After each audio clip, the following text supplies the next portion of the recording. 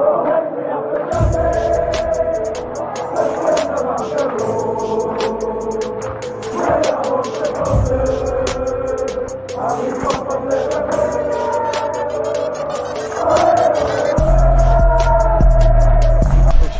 out to Kopish. Shout out to Kopish, guys. Keep all the good work the up. two legends, Hamill, Howard Gill. Can't get much better than that, guys. Yeah. You know what to do now. Like, comment, subscribe. I'm with legends, guys. Kopish. Good afternoon, good morning, or good evening to whatever time you're watching this. Hope you're well, lovely people. And we are delighted to be joined by the one, the only Chris Hamill from Football Daily and Sky Sports. Chris, welcome to the show, and how you doing, bro? Thank you very much. Yeah, all good. Just as I was telling you boys before we started to record, I am paying for my lack of time management during the Euros this week. So getting some work done in frantic fashion. But you know what? I'm going to enjoy the next hour, taking life a little bit slower and talking to you guys. Thanks for having me on. No, absolute pleasure, man. First and foremost, we saw you nodding in the background to the music, the intro music. I see you liking it. Yeah, I saw Chris did a little scan because I saw Chris getting into it, Yeah, I was nodding at the music, but more so Emil Heskey. He's my boy. He's from Leicester as well, so hometown hero. So I was giving Big Emula the seal of approval as well. All right, do you know what? We weren't actually going to ask this, but on Leicester City, obviously they're not Liverpool and we are a Liverpool channel, but Leicester City, they're building up their squad quite nicely at the moment, aren't they? I mean, recently acquired the services of Ryan Bertrand, Samir. Adding on to the quality they've already got, Patson Daka as well, who was linked to a whole host of European clubs. How do you think Leicester are going to do this season? There was a lot.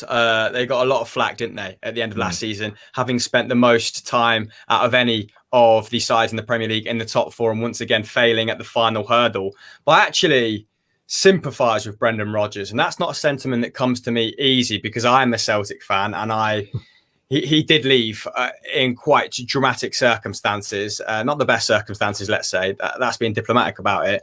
But they just ran out of quality and they did not really have the squad depth to kind of justify a sustained assault for a top four position. And that was telling in the end, wasn't it? Michael Brighton coming back into the side at various points. You had Mendy instead of Big Wilf at CDM. The left wing was a problem after Harvey Barnes got injured. James Maddison only had one hit for half the season. Jamie Vardy had a terrible second half to the campaign. I think he only scored 4 goals in all competitions, and 2 of them were penalties on the final day of the season. So, yeah, I did sympathise. I think they're strengthening in a really smart and interesting way. They're not surefire things, are they? But they're not project players at the same time. Like Samare was very good in that double pivot with Benjamin Andre for Lille. Patson Daka has just been scoring for fun in the Austrian Bundesliga. But they've not cost an excessive amount. I think 40 million, even if they don't work out, they have resale value. They're young. Yeah. Like Leicester are just very savvy, aren't they? I don't know what the deal is with Odsonne Edouard, if they're going to continue pursuing him or give up now they've got Daka.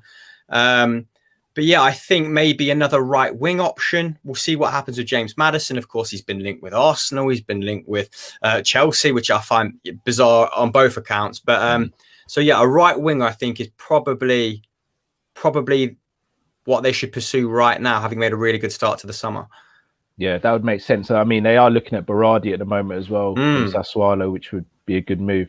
Yeah. So on Brendan Rodgers, so we both had Brendan Rodgers as manager, whether it be Celtic and Liverpool. How, apart from the way he left, how do you view Brendan Rodgers as a manager overall? Yeah, I think he's superb. And what a calamitous step down it was to appoint Neil Lennon post Brendan Rodgers. I think we started to take the dominance for granted that we established under Brendan Rodgers. Of course, favourable circumstances for him. Rangers were still on the up, and Steven Gerrard's Rangers were good this campaign. Don't get me wrong; they were very good, but I don't think they were as good as Brendan Rodgers' peak Celtic teams. Underwhelmed a little bit in Europe, so I guess that's a blemish on his record while at Celtic. Although we've not really done bits since maybe Neil Lennon's first tenure. Of course, secured that away victory against Anderlecht, so got that off our back. That away victory in Europe off our back under Brendan Rodgers. Did well in a Europa League group that contained Salzburg and Leipzig. So ebbed and flowed in Europe, but yeah, domestically played some scintillating stuff. And, always like that 4-2-3-1, always like the speed and aggression with which his sides played. Like that there was a draw to play under him if you were a young player as well. I think that's one of the few reasons we got Moussa Dembele. And I know their relationship didn't necessarily finish on the strongest terms. Yeah. But I think there's a widely held perception that's quite telling amongst the younger players that here is a guy who can develop me, right? But I think it's probably more interesting, how Liverpool fans hold him. Is it in high regard? Is it in medium regard? Low regard? What are we saying? Matt and Jiff, what are you guys saying? Do you know what? Brendan Rodgers, I think, done well for us. I just think the thing is he made mistakes in it because he was a young manager, and I kind of felt like with the whole documentary thing going with it, with the whole thing with Sterling, and then some of his man management wasn't the greatest, but I thought his coaching really benefited at Liverpool. I think it was something that needed to happen for his career. And again, he nearly won the league, and I think some people always just say things like, you only really won it because it was Suarez, but you kind of have to give Brendan credit because Brendan didn't have the best squad, but he had a good team or good first 11. And he was the one that got the right tactics and nearly won us a title. So I give him credit personally. Drift? Yeah, 100%. I rate Brendan highly. When Arsenal fans used to laugh when I said you should get Brendan, I wonder who's laughing now. You know what I mean? Yeah. I don't like all the little... I don't mind, sorry, all the little, what other people will say, corny things and all that. It's part of being I don't like boring managers. I don't like people who just come and do a little 2-second interview and go off. I like you to give me a little bit of joke and have a little bit of something about you. You know what I mean? And I think he's blessed. I even think his man management is good. I think if you fall out with someone, that's natural. Everyone can't be Jurgen Klopp. Do you know how many people Ferguson and Jose Mourinho were falling out with? All of that stuff, that happens, innit? Do you know what I mean? And he was done dirty at Liverpool. Our transfer committee was so bad when he was in charge. He was done dirty. There's no way anyone can't tell me that if we hadn't given, even if we'd have given him what he wanted, we would have probably done better. Like Ashley Williams and that. People were looking, oh my God, we wanted him. Ryan Bertrand, oh my God. But you know what? We would have done better if he'd have got those than the players he was given.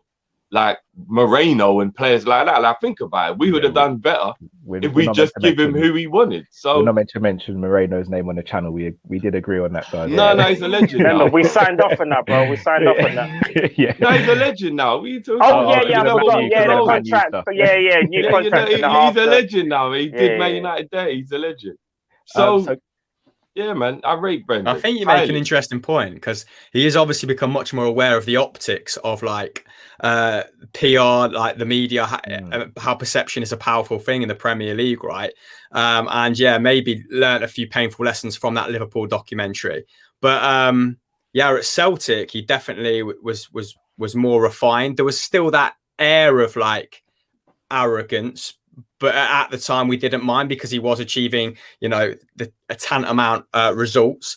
I think at Leicester, he's smart, and that sort of has transmitted to the players. You see how media savvy James Maddison is. No doubt that stems from his manager to a degree, and he's never going OTT on the sideline. He's always very measured, very composed, very eloquent. So I think he is trying to create a perception. I think he's got the ability, but he's now working on the perception that he is an elite level manager. And no doubt that has been a tough recovery job for him. But he has had a renaissance at Leicester. And I think if Arsenal had relinquished Mikel Arteta's services, that I think the fan base would have definitely been more split on hiring Brendan rather than turning the nose up at him. But that has happened in the past. And I agree, it has not been for purely footballing reasons. Yeah, I think the next club that gets Brendan will see the best of him. I think we got him at Liverpool maybe too early. I think if we got him now, for example, let's say, for example, Klopp finishes his contract in 2024, doesn't want to extend, and we were to get Brendan now, I think he'll do a lot better than he did previously. So I do think we got him too early. It's like a player. It's like Salah at Chelsea. They got him too early when they got him, whereas we're reaping the benefits of Salah now in his peak. So well, he's linked with Man City, right? Salah? Brendan. When Look at check Twitter now. What's going on? But I thought it was Sally, you know. Jeez. It was before Pep signed his new contract. Like I think he was like the bookies' favourite to take over at Manchester City, and people were kind of like, okay, given the brand of football, that sort of makes sense, I guess. And that is a long way to come from. Finishing what? Was he 7th or 8th when he was fired at Liverpool, and ultimately Klopp finished 7th, right? Yeah. I think, was it midway through the season? Am I remembering that correctly, or did they just have very similar first and last seasons? I can't remember. No, it's October he came in. End of October, I think it was. Yeah. So, Chris, you touched on obviously being a Celtic fan. You touched on Steven Gerrard. Obviously, as a Liverpool channel, we love Steven Gerrard as Liverpool fans as well. How big was his achievement? Obviously winning the league with Rangers, and also I know we split opinions here on the channel. Would you think that Gerrard would be a good replacement for Klopp when Klopp does move on? I feel like given the style of football he's deploying, like he is being groomed for that Liverpool role. Like even I saw some really interesting stuff at the end of the season about like even the average position of Liverpool and Rangers' starting 11, like in any given fixture, it was pretty much identical. So even, down to how aggressive the fullbacks were, down to, having one controlling midfielder, Rangers had Stephen Davis, you guys had Fabinho or whoever when they were fit. There's wide players that are coming inside. Like it was all very sort of tit for tat, which I found quite interesting. So clearly he is using his playbook. Listen, it was great. Like he breathed new life into Scottish football to an extent. I don't want to sound like Captain Hindsight here, but last season you could kind of see it coming. Like in the League Cup final, which Celtic managed to win 1-0, despite I think our goalkeeper Fraser Forster faced 8 or 9 shots on target, or he saved 8 or 9 shots. They completely overran us. They were much more tactically sort of savvy, versatile, and Neil Lennon, like I feel like just hasn't progressed as a manager. Like it was very, I don't want to say old school stuff, but it just wasn't very great to watch. The problem solving wasn't as advanced maybe as it could have been, and even in like the final few Old Firm fixtures of last campaign or the campaign before last, they'd outmaneuvered us. So there was an ominous feeling around Celtic, particularly when we didn't get the players we wanted, right? When we sort of didn't commit another couple mil for Ivan Toney and got Albion Ajeti instead. There were some signs in the summer that not that things would come crashing down to that extent, but that things wouldn't be great. And then going out at that stage, the earliest stage in the Champions League for like 15 years, not a great way to start the season. I do think that Neil Lennon, he was very fortunate to get the job after Brendan. Like the credentials weren't there. Like a stint at Bolton, an okay stint at Hibs. Like I think he's one of those guys that can maybe get more out of a limited group of players just by sheer force of personality. But I'd like to see, like, Gerrard is now going to pitch himself against a guy who is, I want to say famed, but I didn't know him before he got the job, so that might be like an oversell from a Western perspective. A guy that is known for being very like tactically astute and orientated. So it's going to be interesting this season. I think you'll find it much more of a challenge, Stephen, to unpick Celtic. Fair dues. And then obviously you will watch the Scottish League way more than me, Matt, and Drift. Is there you don't watch it at all, boys. Stop lying to me. You've never watched Celtic pitch up against Motherwell or Kilmarnock or St Mirren. No comment. No disclosure. Is there one player from the Scottish League that you think can come over to the Premier League and make a big impact that isn't probably famed or well regarded or well known right now? Who would that player be? It's a good question, man. Because I think Premier League fans are putting a little bit more respect on the Scottish League since like Kieran Tierney, I mean, there's been a few players that have come from Celtic in the last 4 or 5 years that have made a splash in the Premier League. Odsonne Edouard is probably the next one. Of course, linked extensively with Leicester, like we sort of talked about before, but that's up in the air now. But he's also been linked with Arsenal as well. And, the fact he's available for 15 to 20 mil, I think is a real coup for anyone that gets him. Celtic have got a player. Maybe? You what, sorry? Tavernier? Yeah, let's go a little bit more Rangers then. Stop me from just being totally biased. I don't know. He's a little bit older, you know. Tavernier, I think he's like 28, isn't he? 27, 28, maybe a little bit older than that. I thought it was 24. Oh, okay. I didn't know. Well, I think so. Very open to being corrected, but probably Ryan Kent. I mean, you guys might know a little bit about him, given that he came from Liverpool. He has progressed. He progressed well last season. He looks like a good footballer when he's on the ball. Yanis Hadji for Rangers as well has been linked with moves away.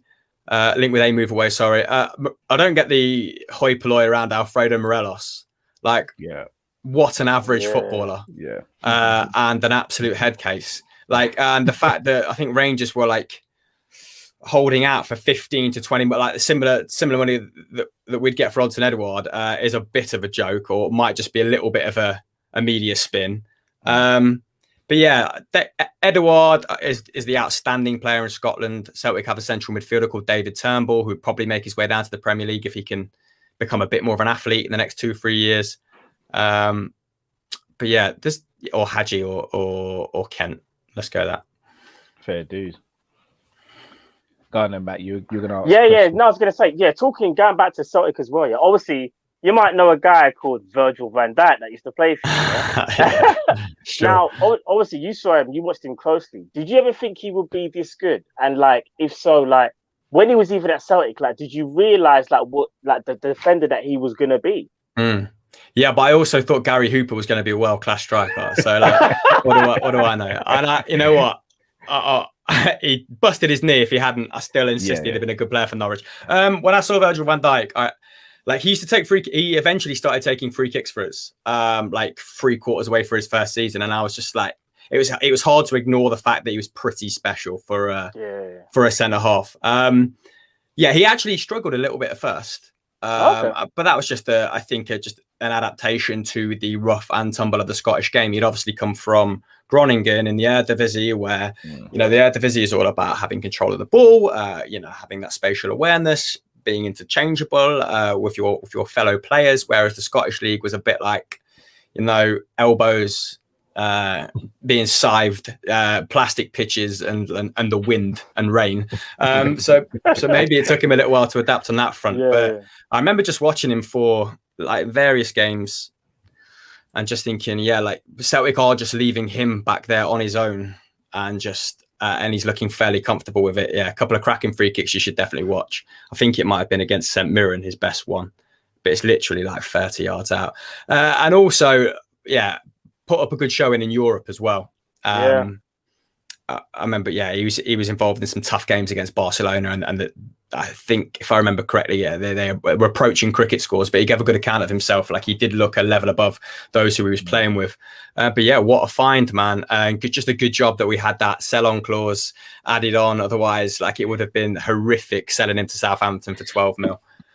For real. And now he's regarded as the best centre-back. And that's nothing. Did you think he was going to be the best at that point? Or did you just think, he'll be good, but he's renowned for being the best now? Did you think even it was going to be like that, would you say? Well, I think even at the time when Liverpool bought him for 75, was it? Yeah. I think even Premier League fans who had watched him for 2 or 3 years, 2 years at Southampton, were a little bit staggered or taken aback by the fee, right? Maybe Liverpool fans were at the time. You'd have to tell me. I don't think anyone thought that he would instantly justify that price tag in his first season, which he did. But there's players that you get a feel for, Kieran Tierney, for example, who, because the Scottish playing for Celtic and Rangers is underestimated to an extent. There's a lot of external pressure, which you're not going to get at any other club, barring the top 6 or 7 in the Premier League.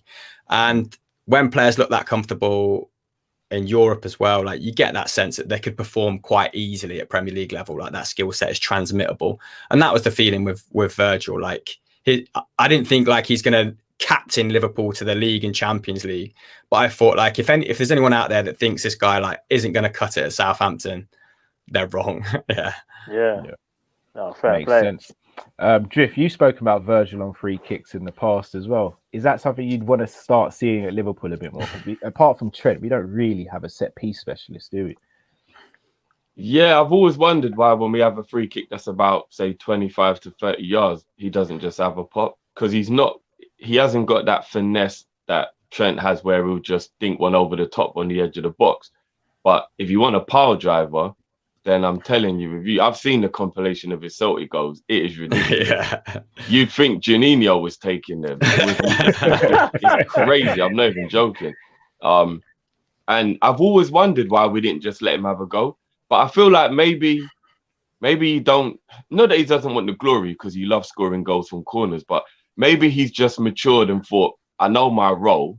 I don't necessarily need to show the world who I am or what I can do anymore. Whereas when he was at Celtic and he was a little bit more immature, it would have been about always wanting to just show how great he was. And obviously, if you got the ability to do it, then do it. Yeah. If we asked him to do it, he probably would. But then again, 5 or 6 years ago is quite a long time. He might be out of practice. Who knows if he even cares about it anymore? I don't know. But when we're about 25, 30 yards out, I don't know why we haven't just let him have a couple power drivers, honestly, like just for the fun of it even. Do you know what I mean? Like, yeah, agreed. So Chris, coming back to you now. So Football Daily is one of the biggest football channels on YouTube, and you've been brilliant on there yourself, as well as the other guys. Are you guys one of the first channels to really start using stats and speaking about stats about players, etc.? We sort of see the shift now where people, instead of just speaking about someone's goals or assists, we speak about goal involvements, for example. That's a big thing in stats. Would you say the use of stats now is more emphasized in judging a player? And do you think maybe sometimes it goes too far? And how much do you sort of weigh it in comparison to the eye test as well? Yeah, well, first of all, thank you very much for the kind words. Do appreciate it. And I can't take too much credit for like how stats focused we became straight away, because we had a writer on the channel called Patrick, who was one of the lead presenters along with myself and Joe, who really got into it first and foremost. And that was kind of like via an account he followed called StatsBomb. And StatsBomb, I mean, it was good that we sort of got onto them early doors, because they now supply numbers and offer their services to like the top clubs in the Premier League. Not just the top clubs, but the top countries as well now at the Euros. So they've become like a best in class outfit for stats. But yeah, going back to some of your other questions, like I think, it's very important to contextualize them. Like we've learned to like almost, I much prefer telling a story with them rather than kind of making reductive statements like this player, these are his numbers, so this is the complete story, right? It's all about providing a well-rounded picture of events. So I'd be very wary of people that kind of use them to justify an argument like in total. And I think like they are developing all the time as well. Like you have to keep adding, like it's like a language, you know, like you have to keep adding these metrics to your vocabulary, and they get more sophisticated year on year. Like when we first started implementing them onto the channel, it was mainly, you know, it's quite basic stuff. It was like shots inside the area, like how many chances does this guy create for his teammates per 90, and it was stuff that people got because it was fairly intuitive, right? Like I think people kind of screw up the face, or they're like, when you start talking about expected goals and slightly more advanced metrics, it becomes like a bit harder to digest for the every fan. But that's where it's your role as a channel or as a creator or whatever you want to label it, to deconstruct it and feed it to your audience in a way that they understand. And I think that's where like the win is. That's where like the art is, if you know, as an oversell, but like just laying it out in a way that people can understand, because people only tend to turn their nose a bit, like I said, if it's been fed to them in a really convoluted fashion. But yeah, you've got to, I'll be the first to admit, like I don't always have time to apply the eye test as well, but then you should make that clear to your audience. You should be honest. Like I spent a year pretending I was like an expert on the Bundesliga, presenting on Euro Football Daily, because it was like, we want to achieve some legitimacy, right? But here's me like kind of lying through my teeth. I did not watch Fortuna Dusseldorf against, you know, Borussia Dortmund at the weekend, but I did watch 6 minutes of highlights, and I did do like 15 minutes of like show prep on the numbers. So yeah, you've got to just apply the eye test as well, like you said. And I think just try not to pull the wool over people's eyes, because you know, like fan analytics or fanalytics, however you want to coin it, it's become so good now. Like there's people out there that are just so good at it now that you can no longer kind of pretend to be substitute stats for like a well-informed opinion, because people will just find you out. Like fans are so smart now, and I think that's the reason that our channel like gained traction, because I think we sort of clocked that fans had an appetite for that sort of thing, rather than sort of like observational analysis like that was available on Match of the Day or other programs, you know, of that nature, where they were like, and he's in this position and he gets a good pass here and he shoots and he scores. We sort of wanted it to be a bit more nuanced, and people really tapped into it. Makes sense. Is there one player you could say you kind of discovered maybe before they became fashionable, or one player you feel vindicated about that you spoke about before everyone else did? I'll start with one player that we were obsessed with that hasn't quite panned out yet, that you guys might be able to like break down for me as to why it's failed. But Naby Keita, like, what's happened there, lads? Matt, over to you, bro. Well, all I can say is kryptonite, isn't it? All I can say is Naby Keita. I mean, just like you, Chris, so when we got linked with him, I done a little bit of research, started watching the games really intensely, thinking like, because when we done the deal, it was like a year before. So it's like we done it a year in advance, right? And then it came a year later. So I would start watching all of his games and whatnot, see how he plays, and I thought, this is the guy to take us forward. He drives with the ball, he opens up space, he's got a very good pass, he's got a good touch, close control, everything. I said, yeah, boom, he's the guy. Bro, since he's come to Liverpool, he's only had a couple of good performances. Well, not only that, the main thing is he can't stay fit, Chris. He cannot stay fit. This guy's been put on a personal training regime more than once, believe it or not, from what I've heard. And no matter what, he always breaks down. And I don't know whether that he just can't adapt, whether his body can't cope with the demands of the Premier League in general. Because I don't think it's got anything to do with talent, in my opinion. Because when he plays and he's fit for what like 3-4 games, you think that's the Naby we want to see. And then what happens? He goes and gets injured again. So it's really frustrating. And I'm pretty sure the guys echo that. It's never about the talent. It's just the injuries. And no matter how good you are, as you know, Chris, it's one of them things where if you can't be on the pitch, then what's the point, kind of thing, isn't it? It's frustrating, bro. So frustrating. That's my guy, bro. Naby Keita's my guy, bro. you know what I find quite strange about what I find quite strange about the injury prone, is I'm a human being as well, as we all are. So you get niggles. Ronaldo, Messi. There's a few that aren't human. And Garnu. And that is true. And I mean proper Ronaldo, not Christina. So we've got like this whole we got this like understanding of I hurt myself and then I get better. Like that's a lot of strain. Ooh, don't pick up that heavy box without bending down properly. Puts too much pressure on your back. Like we understand basics of how to stay fit, how to not get hurt. Live well, eat right. Oh, that will constipate you if you eat too much of that. That'll give you the run. That we know what, you know what I mean? We know how to live life to a certain degree.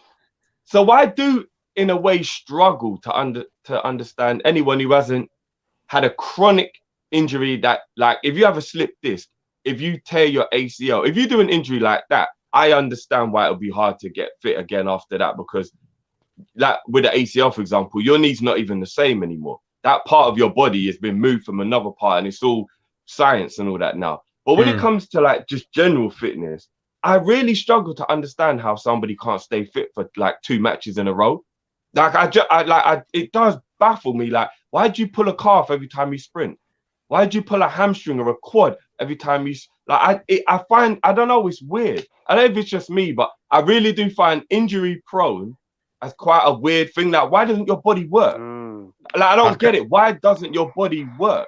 I can understand as Liverpool fans why you'd be frustrated about Naby Keita, because I mean you paid a lot of money for him. Like, he was one of those players that like we don't want to take too much credit for, because it was just obvious in his numbers that you found, that he was one of the Bundesliga's better players, right? And there's been incidences like that where we've kind of run across players and their numbers have been really good. Like Bruno Fernandes, for example. Like, I remember doing a podcast 6 months before he signed for United, maybe a little bit longer, saying that like Everton or Spurs should go in for him. Like, here's a guy that has made it work in Serie A. Like, he's gone back to Portugal. He's done that out in the Liga NOS as well. Some more obscure ones. remember looking at oh god, who was it? Like Jean Jordan before he signed for Sevilla. Like, and I don't know if you've heard of him, but there's just like when you get like certain, you know, if their tackles and interceptions are quite high, if they're also generating a lot of like key passes, they're completing a lot of dribbles as well. There's last season, for example, I think there was like 5 players in Europe who put up like over 2 dribbles, over 2 key passes, and had over two shots. And I think Messi and Ronaldo, I think, were 2 of them. I'm fairly confident in saying that. But another one was like Rodrigo de Paul, for example, at Udinese. And of course, Leeds have been trying to pursue him for a long time, right? So that's probably one of those incidences where like he's ready for a move. He's ready to for a manager or club to demand more of him. He's been dragging Udinese, you know, through the quagmire for a long time now. And that's one of those things where like you can flag it and pretend to be a know-it-all, but like if everyone just looks at the numbers, it's there. It's like hiding in plain sight. So yeah, he's probably another one like that. And there's a player just joined Atalanta called 10 Koop-Miners, who was actually linked with Liverpool for like £20 million, who I think is going to be an absolute belter next season as well. You said Rodrigo de Paul. Do you know he's going to Atletico, Chris? Yeah, he's going to Atletico. Chris, I'm not going to lie. Oh, is he? Yeah, he's going to Atletico. Apparently, I should probably know that. Been fined, I think, for about 35 million euros, I think. Nice. That makes sense, man. Yeah, bro, it's a great move for them. Like, and again, I was crying out for him to come to Liverpool. I was like, that's the type of midfielder that I feel like, that Cavalier type midfielder that can do it all. And now he's going to Atletico. Oh, yeah. He is indeed. But Chris, before we let you go, I want to ask you one more question. Sure. So, currently, we're all Liverpool fans, and we can be quite emotional, and we can maybe be very tunnel vision when it comes to transfers and who we think we should get in, etc. What do you think Liverpool need this summer? And is there one player we haven't been linked with that you think we should be pursuing? Right. Who should I not go for? Like, who have you discussed already? Who do you guys think is like bloody everyone? Were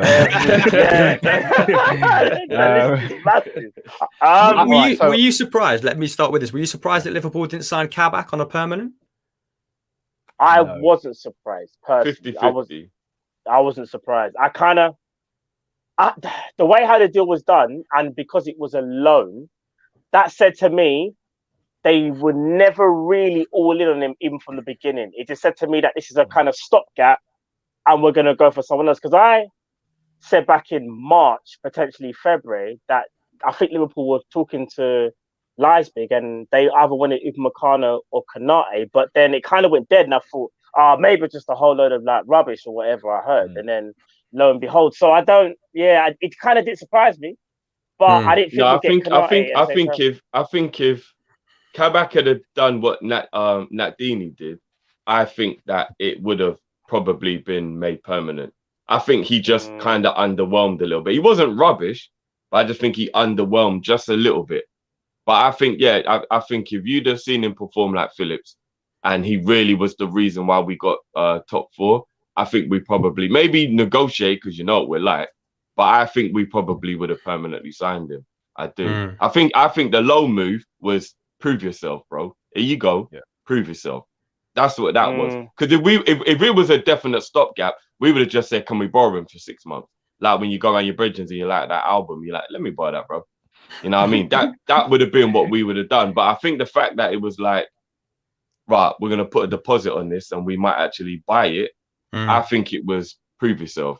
And unfortunately, he didn't quite prove himself.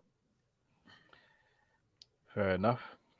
Yeah, I mean, one player that I've been quite vocal, I don't know if you know much about him, Chris, Malinowski at Atalanta.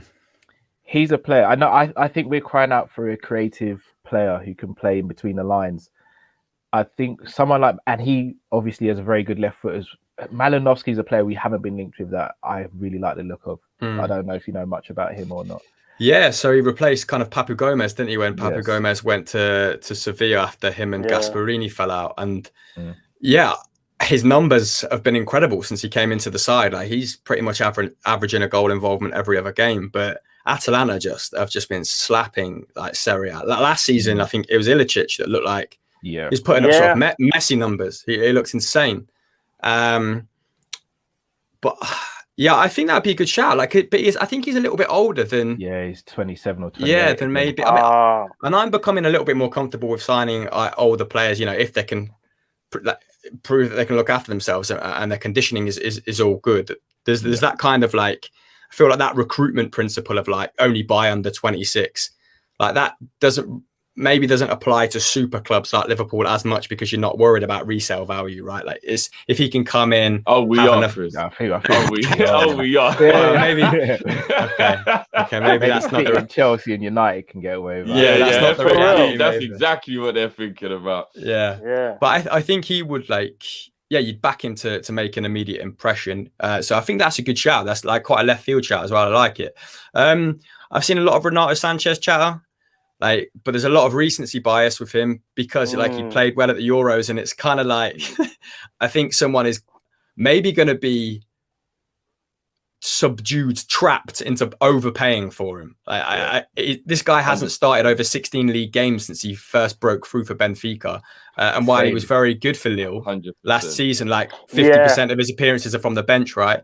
And he's not really got a nailed down position. He was playing in like a double pivot. He was playing on the right.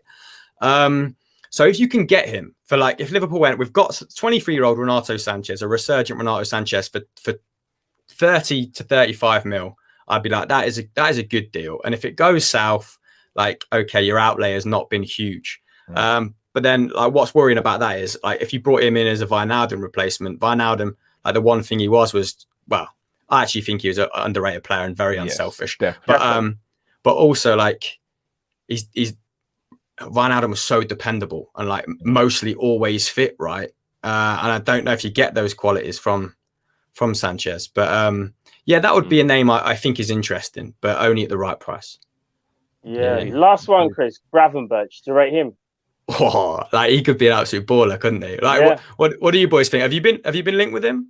Yeah, we've been tentatively linked with him, and I've obviously watched a couple of his games, and I just think to myself, this guy's got it all, you know. He's got it all. Like, and I think it's only a matter of time before someone snaps him up, whether it's from another league or whatnot. But I can see, you know, you can just look at him and just go, yeah, he's got it. He's got it. And I think if the mentality is right, then I think he's going to prosper. Yeah, it was, I think, like loosely compared to Pogba, and I was like, is that just lazy journalism? Are people just doing that whole thing where like a DM breaks through and they're like, he's the next Kante, you know, and you're like, well, is he? Because Kante's like a box-to-box player now, like, like, exactly, But then, like, after watching him play for the Netherlands, and like he scored a few, like, he's got that kind of like whole Pogba gait, hasn't he? Like that classy, like languid gait, and it's, and you know, he looks like the complete package, and he's played a bit of a box-to-box role for Ajax, didn't he? Like a bit of an 8. So I'm not sure, like, how he'd fare in a disciplined system like Liverpool's, for example.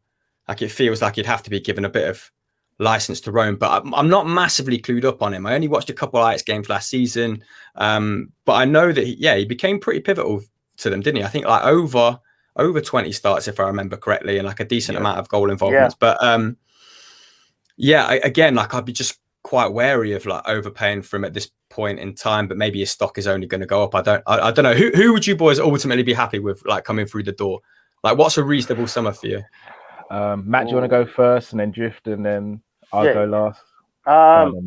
I would say, if we're being realistic, I think Liverpool are only really going to sign 2 other players. Like, my list will be a bit longer, but I'll just go with what I think we're going to do. I would say a midfielder with, if they were able to give us Basuma and maybe, Andre Silva's gone now to Leipzig, you know. All right, Rafinha. If they got us Basuma and Rafinha, and obviously we've got Konate, I would say that's a decent summer. Would it be like overly gassed, or because I still feel like we need a striker? But I'm just gonna hold out and say Mbappe 2022 just might happen. It just might. It just might. I don't know. So yeah, that'll be my 2. If I like your optimism. Yeah, nice. Have to. Drift, do you want me to go next, or do you want to go next? I'm pretty much the same as Matt. Obviously, we speak about it a lot. I'm surprised to hear that you're on the Basuma train, though, Matt. I didn't know you was on that train still. Yeah, Basuma is what's left, really, I guess. No, I genuinely think he's a baller. I do, and he's not. He doesn't play like Genie, but he's the only one I can see doing what Genie did. Agreed. Sense. 100. Out of all of the players that we're linked with, and I feel like we can't underestimate how much we need another player to do what Genie does, because that is a role that wasn't just by fluke. It's a very specific role that Klopp wants. If you go and even look at, say, Bender, for example, he did something very similar for Klopp at Dortmund. And I feel like Klopp needs a player that can do what he's doing. And therefore, we need to replace that. It's not get a Genie replacement. It's Klopp needs that player in his system for whenever he wants to play like that. And yeah, St. Max would be the one I would really want, if you know what I mean, if I was living in my ideal world. But Rafinha, I love the kid. I think he looks spectacular. I would have been on Neto before he did his knee. So yeah, we got either St. Max or Rafinha for the forward line. Andre Silva's gone to Leipzig. I really wanted Andre Silva as well. And Basuma, and I would have definitely been happy with that. All right, I actually think we need. I keep on changing this every day, so apologies to Matt and Jim. But I actually think we need two midfielders. The more I think about the whole Genie thing, I think it's a lot of pressure to put on one central midfielder to do what Genie did in terms of just his availability. I think Genie's a bit of an anomaly in today's game who can play 50, 60 games a season and do it to a high level. So in my opinion, I'd like us to go. So here's the thing. In a dream world, it'd be Leon Goretzka. He's got 1 year left on his deal and he doesn't know if he's going to sign or not. So it'd be Goretzka. But again, I don't see that happening. I would be happy if we went and bought someone like Camavinga and also Basuma. So Camavinga, that young player who you don't have to actually register in the squad, but you know he's going to be a good squad player because of his age and just the type of footballer he is. And then Yves Basuma, who's got Prem experience, is a very good footballer and is overperforming at a team that isn't even a top 10 team in the league. So that would be what I do for midfield. I think we need a right back replacement for Nico, but I don't think we'll get one. And then up front, I mean, the dream for me is Haaland, but again, don't see that happening.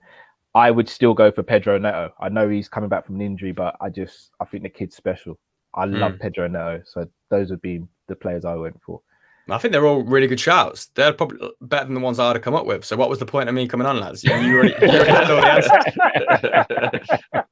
But no, I think like Basuma feels very Liverpool, right? Like he feels like people will probably balk at the £40 million that you'd have to pay to get him out of Brighton, and then instantly I think he'd win people over pretty quickly. I think he's got it in him to play a number of positions. And could probably be a little bit more attacking than he currently is at Brighton, like a very adept controller, isn't he, at the moment? Yeah. Sort of reminds me of like a Luka Modric at the base of that midfield. Like he's a playmaker, but he racks up good defensive numbers. He's got a really tidy array of passing as well. I think he's probably not it's not easy playing in Potter's system, and there's a reason they control the possession in the majority of games, and that is because Yves Basuma is a very, very good footballer. They've got a couple of very intelligent footballers, haven't they? And Rafinha, I love him, man. How he's looked so good this season, but I don't know. Leeds would for in a strong negotiating position, aren't they? Like I think you signed a 3 or 4 year deal. You probably have to pay 60 to 70 million, and then you could. Then it's probably more worthwhile going to the out on the continent and picking up someone for half that amount. Same with Pedro Neto. Like I touted him for Leicester on that right hand side. I think he'd be so good. But it's probably going to cost 60 to 70 to get him out.